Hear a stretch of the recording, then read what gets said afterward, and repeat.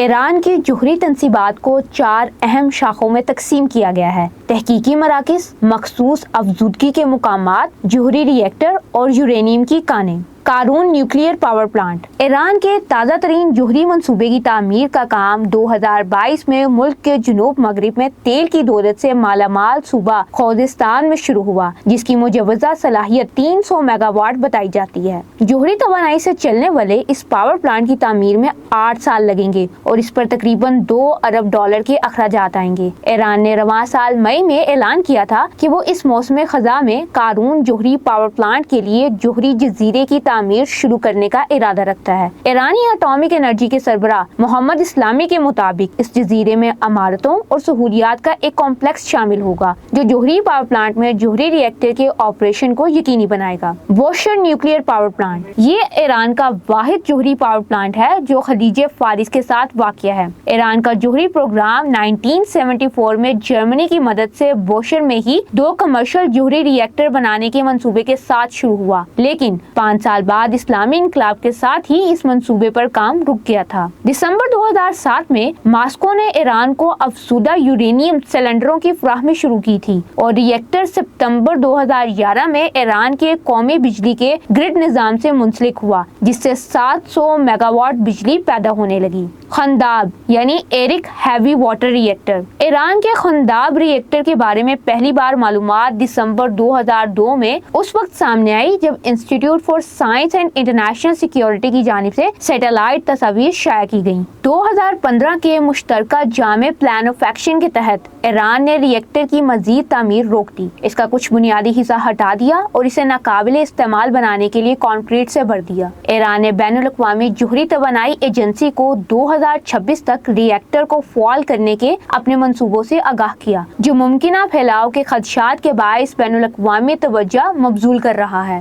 گاچین uranium کی کان ایران نے دسمبر 2010 میں اعلان کیا کہ اس نے پہلی بار گھریلو سطح پر یورینیم ایسک کنسنٹریٹ، جسے یلو کیک کہا جاتا ہے، تیار کیا ہے اور اسے افزودگی کے لیے تیار ری ایکٹر تک پہنچایا ہے۔ گاچین کان کے کھلنے کے ساتھ ہی تہران نے ساگند میں 2 نئی کانیں اور اردکان میں یلو کیک پروڈکشن پلانٹ کا اضافہ کیا۔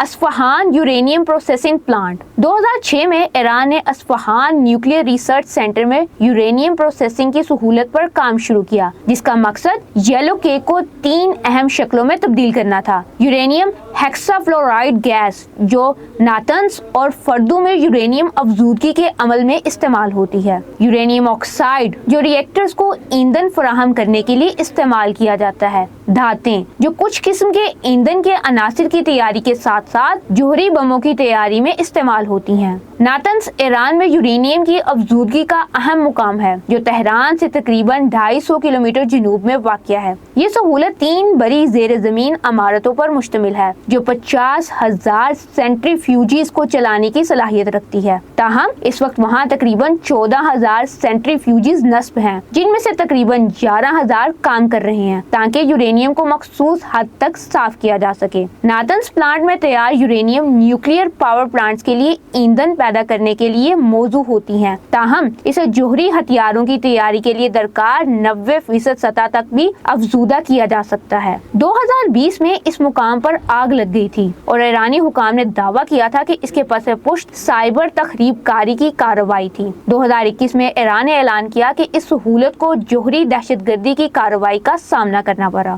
فردو ری ایکٹر فردو کو تقریباً 3,000 سینٹریفیوجز رکھنے کے لیے ڈیزائن کیا گیا ہے۔ 2015 کے جوہری معاہدے joint comprehensive plan of action کے تحت ایران نے فردو کو ایک تحقیقی مرکز میں تبدیل کرنے اور وہاں 15 سال کے لیے یورینیم کی افزودگی روکنے پر اتفاق کیا، جبکہ 2018 میں امریکہ کے معاہدے سے دستبردار ہونے کے بعد ایران نے افزودگی کی سرگرمیاں دوبارہ شروع کر دیں، جو کہ 2021 تک 20% تک پہنچ گئی تھی۔ اس یورینیم کو تہران میں طبی تحقیق ری ایکٹر کے لیے بطور ایندھن استعمال کیا جاتا ہے اور یہ کینسر کے مریضوں کے علاج کے لیے ریڈیو آئسوٹوپس تیار کرتا ہے۔ Parchin military site Parchin military site Tehran کے جنوب میں واقع ہے اور یہ بنیادی طور پر گولہ باری، میزائل اور دھماکہ خیز مواد کی تحقیق، ترقی اور پیداوار کے لیے استعمال ہوتی ہے۔ مئی 2022 میں تہران کے مشرق میں ایرانی فوجی ہتھیاروں کی ترقی کے ایک بڑے اڈے پارچین کمپلیکس میں ہونے والے دھماکے میں ایک انجینئر ہلاک اور دوسرا زخمی ہوا۔